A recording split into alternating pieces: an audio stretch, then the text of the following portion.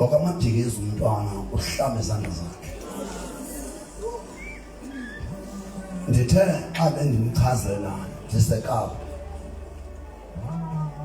ukuze kuthiwe yipasika yenhliziyo, ngakho phansi.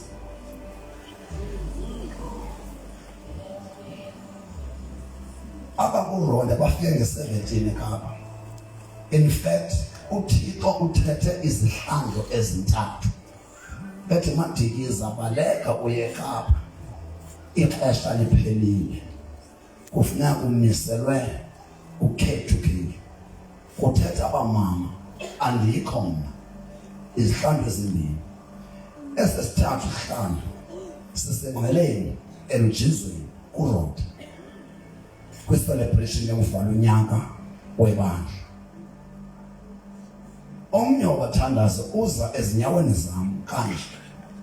In fact sihleliswe etafuleni nomvuzo wesixesha lo mthandazi ehlelwe ngumoya umama kaGwaba. Andithathe from ipodium ndibeke isitulo phayizansi alile athi uThixo abantu bayatshabalala. U-Africa back to God ulate abantu bayatshabalala. Hamba ngithume eKapa uyowenza intshayelelo. Andazi kwantu eKapa uThixo enze kube khona umama obene nombono kaDalamaphosa kuthiwa makayomnika i-last warning inkulu inhlekele ezokwenzeka in the government of South Africa nguThixo. Lo mama uthunywe nguThixo ba makayolumkisa uPresident Ramaphosa kuba kudala abaprofeti bemlumkisa kodwa ngoku ngunamba last lo mama. After lo mama ilento uPresident engayivumanga kunenhlekele enkulu eza kwehlela eSouth Africa. Silindeleke lo nhlekele singayazi kodwa kunenhlekele enkulu ejongene nelizwe lase-South Africa ngoba iParliament, iCabinet, umongameli balinikiwe ixesha. Maybe niyalibala nina yayingumhla we-13 kuJanuwari 2022 ndihamba nesisiqheba ngulo mama wasetyenziswa nguThixo ngalo mini lo kutolikwa ilwimi esithi uThixo lamakuhlala mama esithi uThixo kurhulumente bantwana bam kuba barhulumente lo ngabani ngokaThixo athi bantwana bam ndinikeni ithuba kucenga uThixo ucenga politicians before kwenzeke inhlekele. Bantwana bam ndinikeni ithuba utshaba lunihlasele lunongamele anisenako nina ngoku ngawenu amandla ukulwa notshaba. Nikelani kum ulawulo. Sasipha siye kuTatunelana umeya waseKSD ngalo mini 13 kaJanuwari 2021 samcenga kurhulumente sashiya ipetition. Sasifuna bepetition okokuba umeya nesigaba sakhe basiyele kutata uMabuyane. Utata uMabuyane asiyele kuTata Ramaphosa. Sisamcenga ngomhla wesi-4 kuMeyi ndathunywa njengengxenxe yabo. Sasisigqeba siphethe ileta yesikhumbuzo okokuba ingaba asilityalwanga na isicelo sethu sokucela uba sivulelwe ithuba siyofika eParliamente sise lo myalezo kaThixo othi uThixo South Africa khawuleza uguquke ndize ndikuhlangule. Ndafika ileta ingekahanjiswa ngikho kwathenziweyo. uThixo wathi uthi hayi bantwana bam bendibazi ukuba banjalo ke ndenzeleni ngoku inceba jikelezani zonke idolophu niye koomasipala base-Eastern Cape so that uba manivile ndizawulungisa. Siyile usikisiki sisenza i-prayer march, i-march enhle, peaceful prayer walk. Elusikisiki siyenzile, eBizana siyenzile, eNtabankulu siyenzile, eManhle siyenzile, sajampa amahlube namampondomise uTsolo nequmbu emva senze eMthatha. Sile asizula engcweleni kwanesiphithi kwisikhokhelo kathaba uba siye ngenyicala kodwa imincala kodwa masiyoyenza lento ebesenza engcweleni kokwabo umfundisi apha kuRodo. Science ake lo prayer walk siyenza eyadini simele ingcweleni yonke. Emveni koko uJanuary 21 2022 emveni koko kwathiwa masidlule sibe asisedutshwa injongo yethu sizoya eGcuwa naseMothi sigqibe infasa sizoya eBhayi safika amazonke izinto iomasipala xa sisedutshwa abefunde sibasedutshwa bavala bathi hayi ingathi lento idla izithende urhulumente thina sihamba norhulumente sikwazi basebenza into engakhange urhulumente avume asaye kwamasipala edutshwa savalelwa. Wathi uThixo ixesha ngoku lifutshane kakhulu buyelani ndizothetha kuni ke ngoku. Sabizelwa elusikisiki singabathandazi sonke kodwa masiye elusikisiki with our families. Wathi uThixo ndingekho ze ibe ndim ozobabeka izandla ndisenza inkonzo yophawu kuba kunenhlekele enkulu ezayo ize ifike bona sebePaul sile ngokwenene ebusikisiki they were there. Ndayenza lo nkonzo ngoEzekiel chapter 9 ethi uThixo usifaka uphawu. Leli xesha lokuqala uIsaiah chapter 26 verse 20 athi uThixo ndigqibile ke ngoku ndimcengile urhulumente bantwana bam ngoku ndithatha ulawulo khaningene ezingutsini nizimele okomzuzwana de kudlule ubhavumo lwam ndingubani ndinguThixo. Just because singabantu bagcola amamane bengena bephuma. uIsaiah chapter 26 verse 20 usaqhubeka even now. Cha amakholwa awakwazi uyibamba ipattern ye-events chronologically and prophetically. Sine challenge. AmaKristu exesha aphuma engena kanti thina abaprofeti sinikwa ii-events uhambe nazo chronologically so that ungabikho ndawo solo nje nizawuathepha ngalo ningazi ba kwenzeka njani.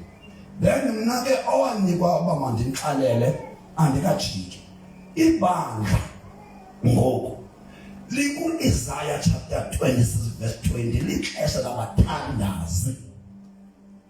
uIsaiah 26:20 uthi ngenani ezingosini nithandaze. Nithandazela bani? Nithandazela ntoni? Nithandazela abokusinda. Abokusinda xa kutheni before umama phakame befuna athi esima nibe nesistatus because balela abantu babonisa. Lela abantu ekositala thethayo which means bangcwele. I don't know bani ngikanenza kanjani amayodwa ayonke ubusuku bonke kodwa kunzima abantwana bakathi umabela only 3 hours ubuthongo uvela lapho umngaka. Sithetha inkulu kuni ushiye ikhaya lakho wazaphi umkungaphathanga kwanto uvualala ngexesha lento ndithetha nje nezela umama ndivusa abantu mama kulelwa nawo ngawalala kodwa. Haleluya. Yebangcwele nakubathandazi ndibacelile incwadi kaJeremiya chapter 11 verse 14 or 16 verse 7 I don't know or 7 verse 16 ayizujikwa abangcwele thandazani nine direction xa ebhavuma uThixo ithethe ukuthini lonto ngexesha sesengutsini uThixo ebhavuma. What is the work of the intercessors while God is bhavuming?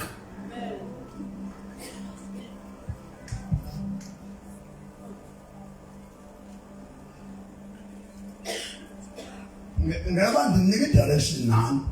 Because bangcwele people are praying wrong prayers.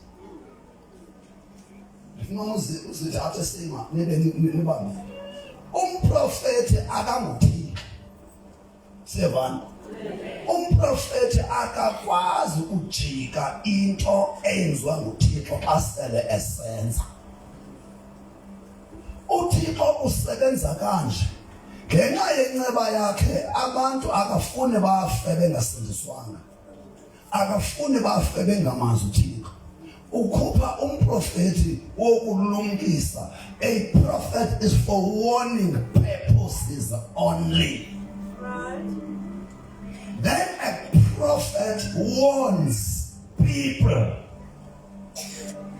Injongo kaThixo ngomprofeti ayikokuphakamisa igama lakhe. Injongo kaThixo ukulumkisa abantu angababethu yabeka uthi uyabulala. God kills. But akasosibulali umuntu uThixo unenceba. Xa ezobulala uqala khupha umprofeti alumkisa abantu ngenhlekele zayo.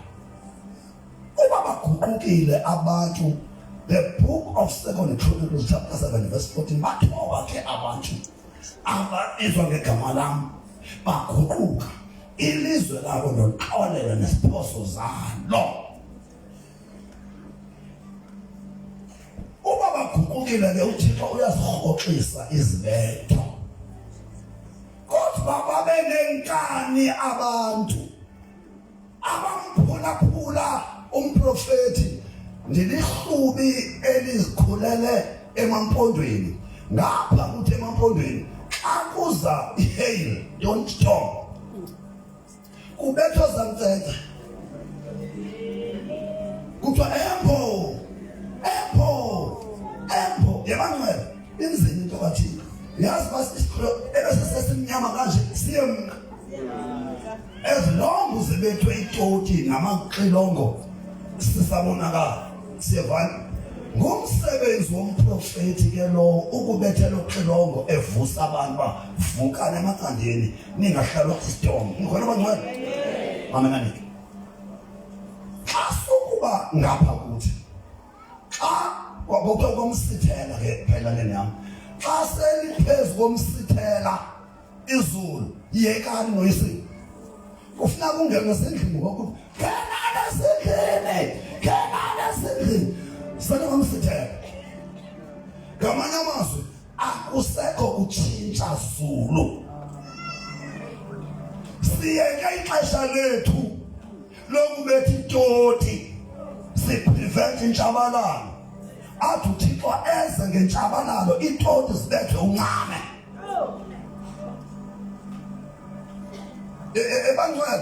This is what is happening in the Church of South Africa.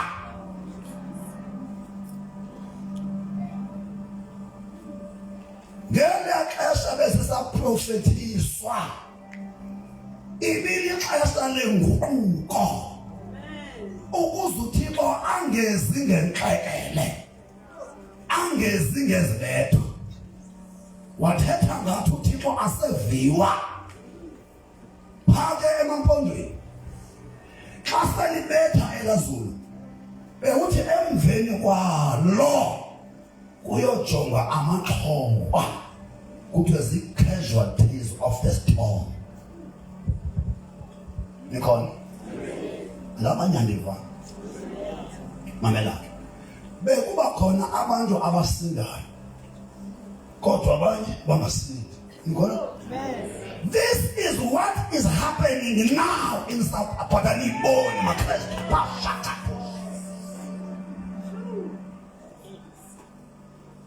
lazo nikanilele zamntana abantu abaningi andiva kanjani bandithuke nguThixo andazi banikeza kanje baxaka ukuthetha umuntu othuke nguThixo ningabe sadileya ningene tracking so that basinda bokusinda. You are so selfish, concerned about your salvation. You don't care about this.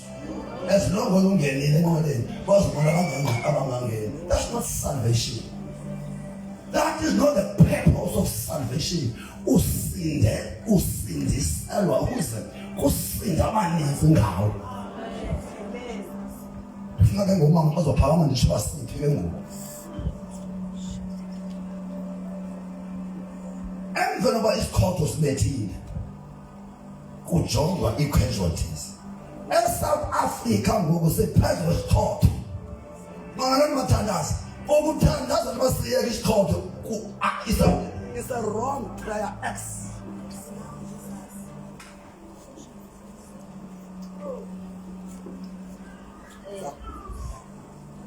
Bathandaza ukuthandazela ukuba siyeke isiXhosa akazuphulaphula uThixo lomthandazo, because xa esithi ngenani ezingotsini siyavana ebethe ukuthi nam ndiyaqalisa ubhavu. The day uThixo wathi ngenani engotsini ubefuna nina niyokwenza i-assignment yokuthandazela ekumele basinde kolubhavumo kule ntlekele. Kona intlekele sikuyo uba niyathanda uba nakathandi ayinoba sabuya umva. Umsebenzi wabathandazi kukuthi Thixo leave the remnant. Because the purpose of David is to destroy all people. Ngexesha lobhavumo lukaThixo kunabantu bebekumele uba abafi bazawufa because ibandla lilele.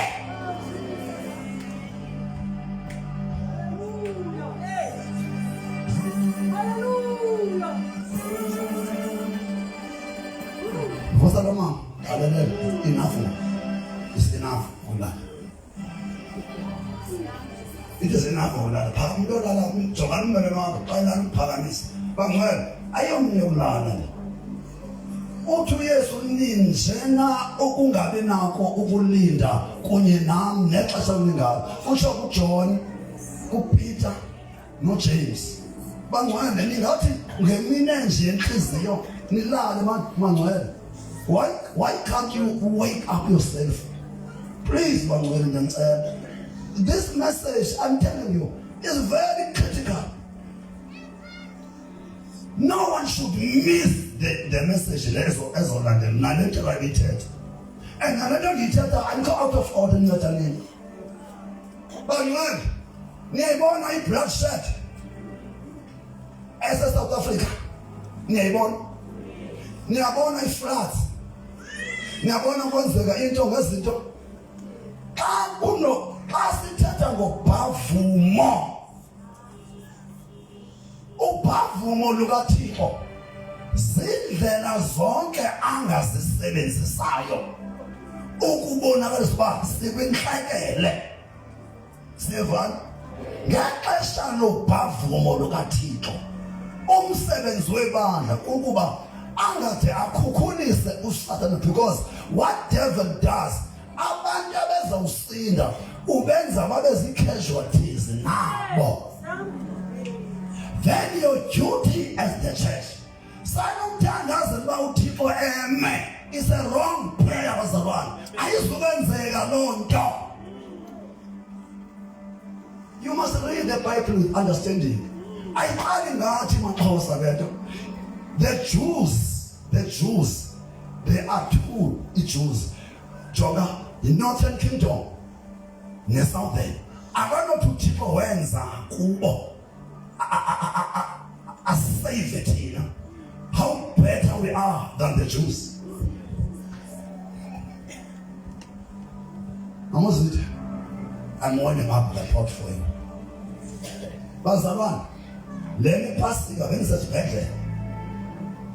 Ngaloo mini eKapa ngomhla we-22 senza inkonzo ye-cleansing of Cape Town nabamama nabatata. On the 22nd, bandicela ndayileyithisha loo nkonzo ye-cleansing of Cape Town. Kanti sidile nama-strongholds aseKapa. Sidile nezinto ezaziba iKapa yeyethu. No one can shake us in our capital. Senza iplayer walk ezitrateni nakoma muhlobo emveni koko kwavela rainbow asingwenela amazuba ogqekile kodwa kuba kule jeni sikuyo amanye amanxeba sizoweva physical spiritual wounds. There are spiritual wounds ebuzawude kufuneka uzive on your physical body. That's what happened part between 12 and 1. Pains in my kidneys. Kwasa kunzima unyathela. Kuthepha kofo. Yabona uba ndiyabhubha. Bandithandazela abakhozi bakaThixo. Ndaya esibhedlela. Xa ndifika esibhedlela, to cut this long story short, kanti ndiyoboniswa ngekapa. Spiritual mapping of Kepha.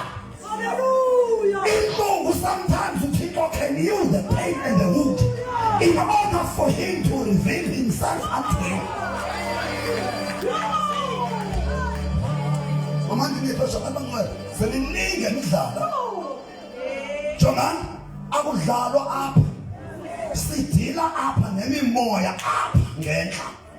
Kwi North Africa siconfrontwa ngama-slums.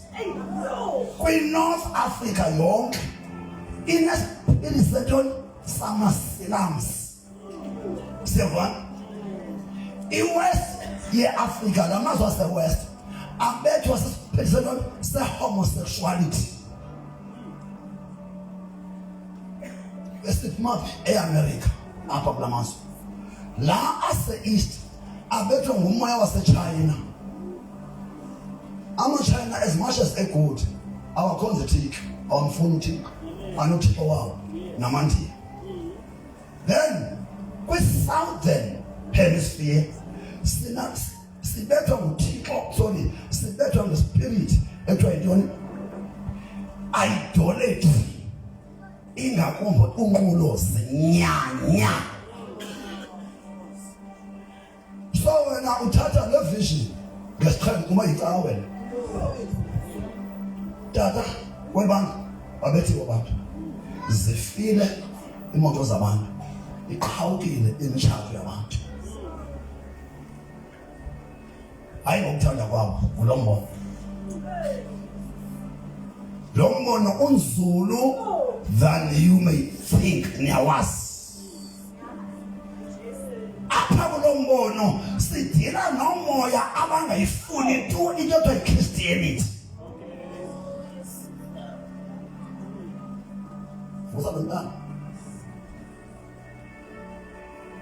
yabazana mama kuleli pasika sizofumana a special anointing to move with the Africa Petrol God in the pipeline, because kufuneka nithishiwe niyazi lento nehomba ihonjelwa kanjani lento. Akudlala abangcwele apha inhliziyo kaThixo le. Africa Petrol God in the pipeline inhliziyo kaThixo ezokhulula ihlabathi lonke, but starting from Africa, then South Africa yaqala nje iKapa kaloku lento besizoyidileya sigcina apha bekumele yoqala phi eKapa izowujikeleza inyuke.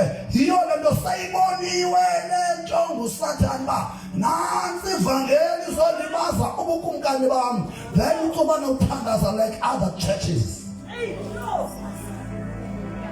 Anizuthandaza nina njengabantu abangachilekelwanga ku-back to God. Ayinotyala kubo basene mentality yamabandla wabo, nothing bad about it, but nina aningobantu bebandla, anibizelwa ngatawe, ningabantu bomzimba. Nephethe zokuthandaza kwenu mazitshintshe, sanuba ngonotawe nithandaze ngathi ngonotawe.